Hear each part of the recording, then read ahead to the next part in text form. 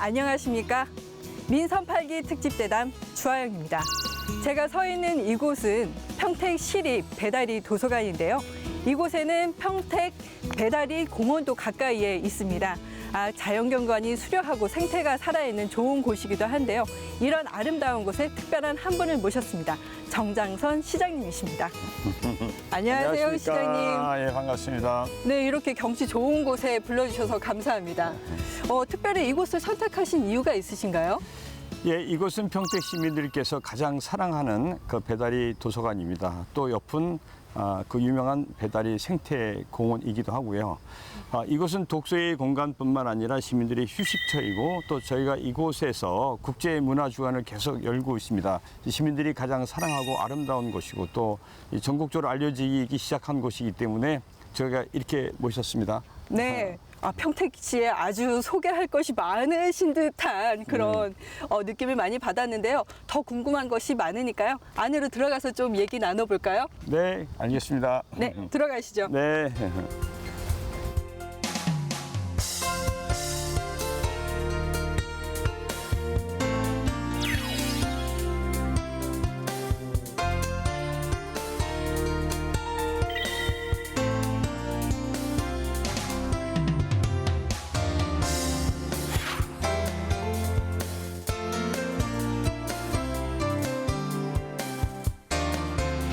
네, 도서관 안으로 자리를 옮겼습니다.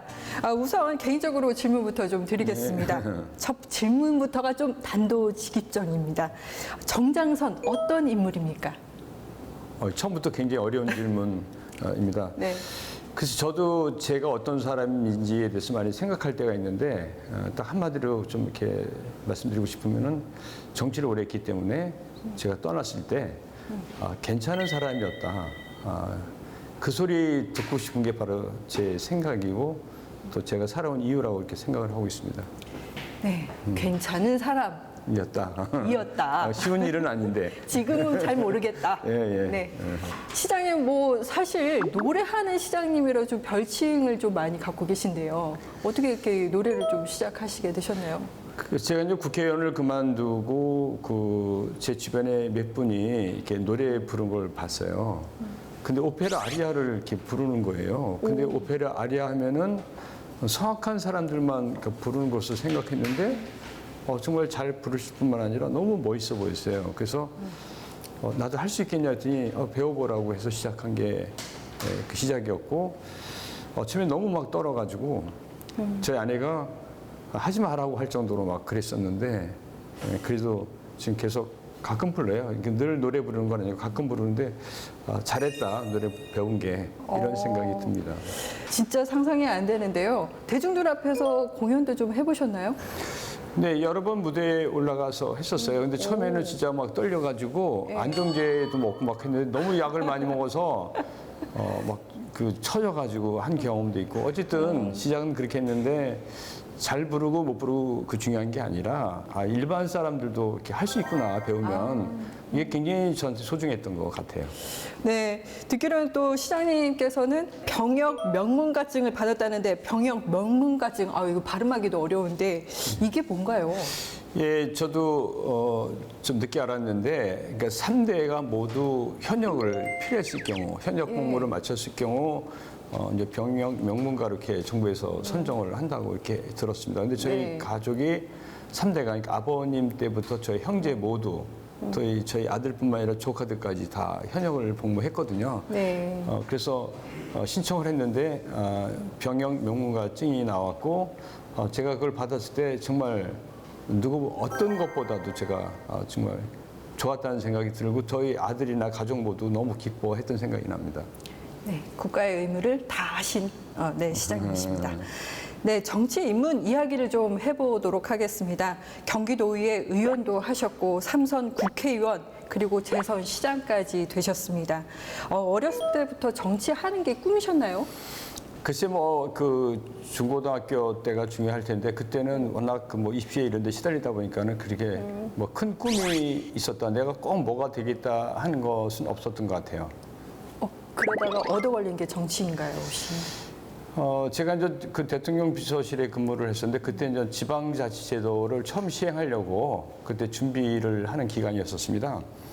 그러면서 이제 지방자치제도도 연구도 하고 여러 사례도 보게 됐는데 그때 일본 사례를 보면서 그 일본에서 그때 하방운동이 활발하게 일어나고 있다는 것을 제가 논문을 통해서 봤는데 하방운동이 뭐냐면은 일본도 아마 모두 다 동경으로 몰려갔나 봐요, 젊은이들이. 근데 이제는 지방으로 내려가자.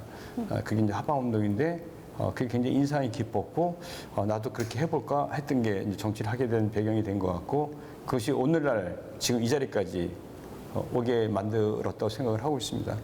오늘날 그런 정치인으로 성장을 하셨는데 사실 삼선 의원으로 하셨을 때 국회의원으로 하셨을 때 19대 총선에서 갑자기 이제 불출마 선언을 하셨단 말이죠. 왜 스스로 내려놨을까?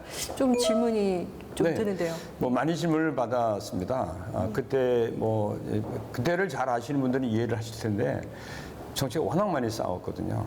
그때 이명박 대통령 때인데 그때 뭐 4대강 뭐 방송법에서 1년 내내 사실 정치가 아니라 전투를 했습니다. 그래서 회의를 많이 느꼈고 결정적인 순간은 그 국회에서 최루탄이 터졌습니다. 제가 그때 당 사무총장을 하고 있을 때인데 그 본회의장에서 막 최루탄이 터지고 의원들이 막 뛰어나고 막 그때 아수라장이었거든요. 근데 그 1년 전부터 이런 고민을 많이 했었는데 그 장면을 보면서 이제 내가 이제 정치를 좀 잠깐 쉬어야 되겠다. 잠깐 중단을 하고 앞으로 내가 어떤 정치를 하는 게 좋은지 또 계속 정치를 하는 게 좋은지 한번 한번 시간을 가져보자 하고 해서 결정을 했고 저는 그때 그 결정을 잘했다고 지금도 생각을 하고 있습니다. 그런데 정치판을 완전히 이제 떠났다고 이제 모든 사람들은 참 생각을 했을 것 같아요. 그 시기에. 그런데 다시 이제 평택시장으로 돌아오셨단 말이죠. 국회로 가는 게 더 쉬웠을 것 같은데 평택시장으로 돌아오신 이유가 있으십니까? 예, 이제 국회는 이제 돌아오고 싶은 생각이 없고요. 이제 그때 정리가 됐다고 생각을 합니다. 그 외에도 제가 이제 정치를 이제 완전히 떠날 것인가 이런 뭐 여러 가지 생각을 했을 때 평택이 큰 변화의 도시이지 않습니까? 그래서 제가 국회의원 때 평택지원특별법도 대표 발의하고 그때 삼성전자가 오는 이런 큰 것들 할 때 제가 열심히 뛰어다녔거든요. 근데 주변에서도 지금 전환기이고 굉장히 중요한 시기이기 때문에 한번 그 국회 경험도 있고 하니까는 시장을 한번 이렇게 해서 마무리 또 어떤 궤도에 올려놓는 게 어떻겠느냐 그런 권유도 있어서 그것도 괜찮겠다 하고 생각해서 결정을 했습니다. 자, 이제 민선 8기인데 출마하자마자 이런 말씀을 하셨어요. 내가 재선까지만이다. 마지막이라고 생각하겠다. 이렇게 얘기를 하셔가지고 모두를 또 놀라게 충격으로 몰아넣으셨는데요. 뭐 그런 이유가 좀 있으신지요? 제가 이제 정치를 오래 했지 않습니까? 특히 평택에서. 이제는 전 후배들한테 물려줄 때도 되겠다고 생각을 하고 있고요.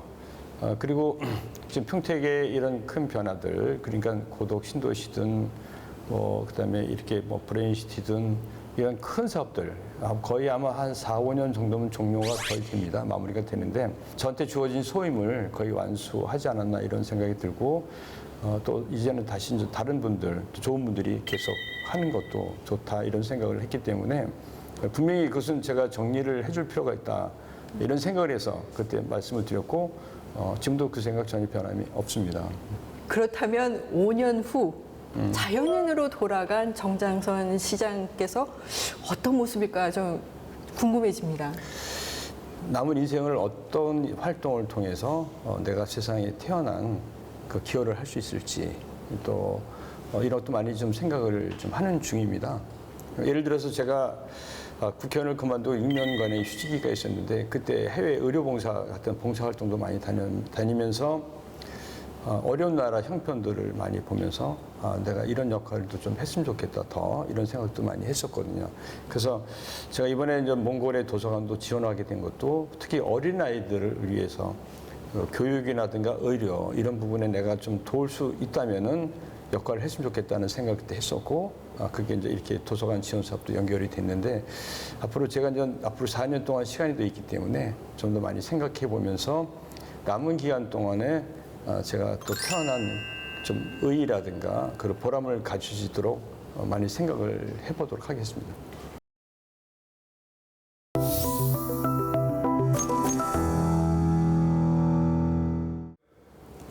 지금부터는 목표로 세운 평택시의 현안 하나하나를 좀 되짚어 보도록 하겠습니다. 먼저 시장님께서는 평택시의 반도체 특구를 조성해서 자족도시 기능을 높이겠다고 했는데 구체적인 계획 좀 말씀해 주시죠.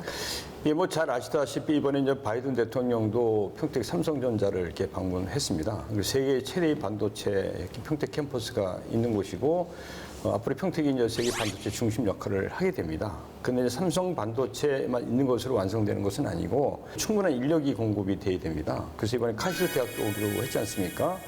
카이스트는 고급 인력일 뿐만 아니라 또 협력업체들이 필요한 많은 인력들이 존재합니다. 그렇죠. 그래서 삼성 반도체와 그 협력업체 또 스타트업 또 그다음에 이 인력들이 충분히 평택에서 이렇게 양성이 돼서 우리 카이스트 총장님이 그런 말씀을 하셨습니다마는 우리 평택시는 앞으로 세계 반도체 수도가 될 수 있는 그런 도시다. 그것을 저희들이 만들어 가려고 하고 있고 그래서 저희들이 이번에 뭐 특구라는 표현을 썼습니다만 평택을 오히려 세계 반도체 수도로 저희가 만들겠다 그런 목표를 향해서 저희들이 그러니까 최선을 다할 겁니다. 반도체의 수도는 평택이다 이렇게 말씀을 세계 반도체 수도. 세계 반도체. 네. 정정하겠습니다. 세계 반도체의 수도는 평택이다. 네. 네. 이번에 또 근데 수소 도시도 도전을 하신단 말이죠. 네. 어떻게 보면 생산에서 공급 또 산업까지 이어지는 수소 도시를 밝혔는데 사실 참 그 시민들로서는 좀 체감이 안 되고 어떤 도시일까 이런 게 좀 상상이 안 가거든요. 그래서 좀 상상 가도록 좀 말씀해 주시겠습니까? 예, 4년 전만 하더라도 수소 얘기만 나오면 수소 폭탄을 연상해서 엄청 반대가 심하셨습니다. 근데 지금 이제 수소 도시로 또 수소로 나가야 된다는 것에 대해서는 이견이 거의 없는 것 같아요. 저희 4년 동안 평택을 수소 도시 또 수도권에 수소를 공급을 하는 그 핵심 도시로 만들겠다고 목표를 설정했고 지금 저희들이 이제 하나씩 나가고 있습니다. 이미 평택은 이번에 이제 수소 도시로 저희가 지정이 됐습니다. 국토부로서. 그리고 얼마 전에는 환경부로부터 평택시가 수소 모빌리티 특구로 최초로 지정이 됐고요. 우리나라 최초로 수소 교통기지가 지금 포승에 만들어지고 있는데 그 12월에 저희가 그 완공이 됩니다. 그리고 저희가 우리나라 최초로 수소 항만으로 지정이 됐고요. 네. 그래서 이미 평택시가 이제 수소로 나가는 핵심 전진기지 또 수도권에 앞으로 수소 도시로 간다는데 이견을 제시하는 사람은 거의 없고 아마 제가 볼 때 아마 10년 정도 지나면 그걸 체감하시라고 생각을 하고 있습니다. 앞으로 LNG도 도시가스 LNG도 앞으로 수소로 대체되는 시기가 올 거고 그 공급 핵심도 평택시가 수도권에 맡게 될 겁니다. 좀 기대해 주셔도 됩니다. 네, 그렇군요. 평택시에는 미래의 먹을거리를 아주 다양하게 굵직한 사업들로 이제 준비를 하고 있는데요. 그 중에서도 하나인 자동차 클러스터 조성 사업. 현재 어디까지 좀 와 있는지 좀 궁금합니다. 예, 지금 평택시는 우리나라에서 가장 자동차 수출입을 많이 하는 도시입니다. 1년에 한 150만 대 가까이 수출입을 하고 있는데 평택항을 가보시면 아시겠습니다만은 그냥 쌓아놓고 그 카키레가 왔다 갔다 하는 정도만 돼서 지역 경제에 아무 도움이 되지 않습니다. 이렇게 표현해도 될 정도로 지역 경제에 큰 도움이 되지 않고 있는데 저희들은 이 자동차 수출입을 가장 많이 하는 항을 가지고 있으면은 그 연관 산업을 키워서 이게 자동차 산업에도 도움이 되고 우리 지역 경제에도 크게 도움이 돼야 된다고 생각을 해서 제가 취임 후 지금까지 역점을 둬서 이렇게 해왔습니다. 지금 포승에 한 40만 평 규모 저희가 자동차 클러스터를 조성하려고 그동안 노력을 해왔고 사업자도 거의 이제 신청이 들어와서 저희들이 심사를 하고 있는 중입니다. 저희는 이 사업을 반드시 성공시켜서 자동차 수출입을 가장 많이 하는 항 그리고 그 연관 사업들 예를 들어서 자동차 뭐 사고 파는 것뿐만 아니라 전시, 튜닝, 그다음에 부품까지. 그러니까 자동차에 가는 건 모든 것을 한 곳에서 할 수 있도록 우리나라에 그런 곳이 없거든요. 우리나라에 이게 하면 최초가 됩니다. 그래서 이것을 자동차 산업에도 크게 도움이 되고 또 지역 경제에도 크게 도움이 되도록 하려고 준비하고 있고 평택시에서 가장 역점적으로 하는 사업입니다. 반도체, 수소, 자동차 클러스터까지 굵직한 사업이 지금 너무 많이 평택에서 진행되고 있다는 생각이 드는데요. 욕심도 많으신 것 같아요. 어떻게 임기 내에 가능하시겠습니까? 예, 이미 뭐 반도체 같은 경우는 벌써 10몇 년 전부터 준비해온 것들이 하나씩 결실을 맺어가고 있고 우리가 이제 구체적으로도 성과를 내려고 하고 있고요. 그다음에 뭐 수소도 4년 동안 짧은 시간이었지만 이미 우리나라에서 이미 1호가 여러 개 붙을 정도로 이미 성과가 나타나고 있지 않습니까? 자동차 크로스는 사업자만 곧 선정이 되면 바로 추진할 거고요. 저희는 이런 모든 것들을 준비를 그동안 해왔고 성과는 이미 나타나고 있고 앞으로 4년 더 저희가 열심히 하면은 구체적인 결과물들이 나올 것으로 보고 있습니다. 그리고 이제 저희들이 이렇게 산업적인 측면도 중요하지만은 옆에 우리 이제 동탄이나 광교, 분당 등 우리보다 훨씬 더 발전된 도시들이 있지 않습니까? 이런 산업이 발전했다고 해서 평택으로 이사 오는 건 아닙니다. 요즘 출퇴근도 얼마든지 할 수 있기 때문에 그렇죠. 저희는 그래서 저희가 시가 지금 환경 사업을 대대적으로 좀 벌이고 있지 않습니까? 맑은 물, 깨끗한 공기, 그리고 여러 가지 문화 이런 것들 대대적으로 확충하는 작업들을 다 지금 진행하고 있어서 이런 것들이 이제 구체적 성과가 나와야 시민들께서 평택에 살아도 되겠구나, 다른 데서 출퇴근하지 않고 살아도 되겠구나 하는 그런 생각을 가지고 저희들이 옆에 이제 분당이나 동탄을 능가하는 도시를 만들자 그렇게 해서 열심히 준비하고 있습니다. 사실 그런가 하면 어떻게 보면은 도시의 발전, 대중교통이 얼마나 편리하느냐에 따라서 그 도시가 어떻게 발전이 됐는지 좀 보여지잖아요. 근데 평택시에 오면 인구가 증가한 만큼 대중교통이 부족하다 보니까 사실 주민들이 굉장히 불편해하시는 경우들이 많이 있습니다. 뭐 대중교통부터 손보겠다, 시장 되시기 전부터 선포를 하셨는데 어떻게 잘 돼가고 있으십니까? 예, 지금 하신 말씀이 그대로 사실입니다. 이제 평택시는 이게 팽창이 좀 빠르게 되고 있고 또 그리고 도시가 굉장히 면적이 넓지 않습니까? 그러니까 지금 인구도 지금 굉장히 빠르게 늘고 있는 도시인데 그 차 없이는 나올 수 없는 구조가 돼가고 있어도 갈수록 그러니까 주민들이 계속 요구하시는 게 도를 넓혀달라. 뭐 주차장을 넓혀라. 왜냐하면 차 없이 나올 수가 없으니까. 근데 이게 하기 어려울 뿐만 아니라 결국 차를 많이 갖고 나온다는 것은 시대에 맞지도 않는, 그러니까 탄소 중립 이런 걸 많이 말씀하시지 않습니까? 시대에도 맞지도 않거든요. 그래서 저희들이 대중교통을 정말 편리하게 만들어 주지 않으면 안 되겠다는 절박감을 가지고 있고, 그래서 저희들이 2년 전부터 이 노선 개편을 포함한 전체적으로 개선에 관한 용역을 했고 그 결과는 이미 나와 있습니다. 근데 이제 그것을 가지고 부족하기 때문에 모든 수단을 다 동원해서 시민들께서 좀 그래도 차 없이 이런 주요 공간, 여기나 이런 주요 공간에 가실 수 있도록 하는 시스템을 구축해야 되겠다 해서 저희들이 지금 대대적으로 준비를 하고 있고 앞으로 제 임기 4년 안에 정말 시민들이 보실 때 정말 획기적으로 개선이 됐다. 그렇게 되도록 저희가 지금 최선을 다해서 준비를 하고 있습니다. 네, 뭐 다양한 개발 사업이 추진되면서 지역 불균형 문제가 굉장히 심화되고 있습니다. 고덕 신도시가 포함된 송탄 지역에 비해서 평택항이 자리한 그 서부 지역 개발은 상대적으로 발전이 더딘데요. 이런 지역 균형 어떻게 좀 맞춰 가실 예정이신지요? 그러니까 지금 이렇게 평택시는 보면은 이렇게 동부, 그러니까 옛날 평택시나 송탄시 쪽 위주로 엄청나게 큰 변화가 오고 있고 지금 서부적으로 상대적으로 굉장히 지금 낙후되어 있습니다.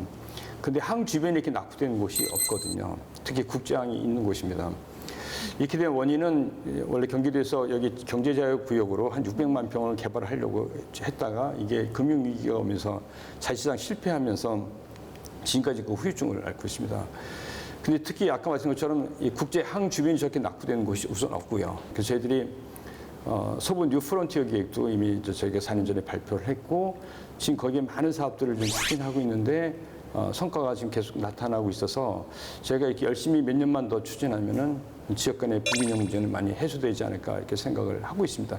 결론적으로 말씀드리면 하여간 서부 지역의 발전에 저희들 시에 거의 총력을 기울이고 있다 이렇게 보셔도 됩니다. 젊은 인구가 꾸준히 평택에는 유입이 되고 있습니다. 그래서 교육에 대한 관심이 많은데요. 지역 인재 양성을 위해서 좀 각별히 좀 신경 써야 되고 또 계획을 하는 부분들이 있으실 것 같아요. 명문 학교를 만드는 것도 중요하지만은 아까 말씀드린 지역 간의 균형도 저희들이 중요한 문제지 않습니까? 특히 이제 서부 지역이나 북부 일부 지역은 그 고등학교를 이렇게 보내기가 굉장히 어렵다. 그래서 이사 오는 경우도 많기 때문에 저희들이 이제 앞으로 지금 TF도 이미 구성을 좀 하고 있고요.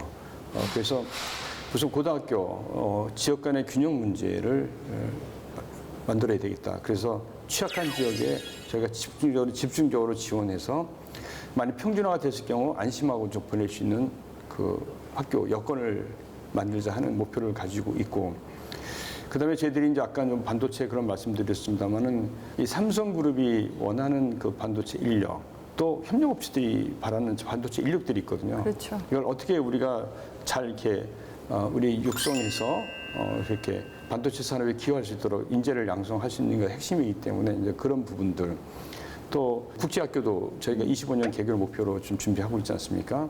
그래서 이런 평준화에 대비한 지역 균형 발전, 그리고 평택의 산업에 맞춘 인재 양성, 그리고 보다 여기 국제도시이기 때문에 국제에 또 인력을 키워낼 수 있는 국제학교, 이런 거를 여러 분야에 저희들이 좀 준비를 하고 있고, 평택시 교육청과 협의를 잘해서 이런 부분을 앞으로 4년 정도 지났을 경우 저희가 성과를 낼 수 있도록 좀 최선을 다하겠습니다.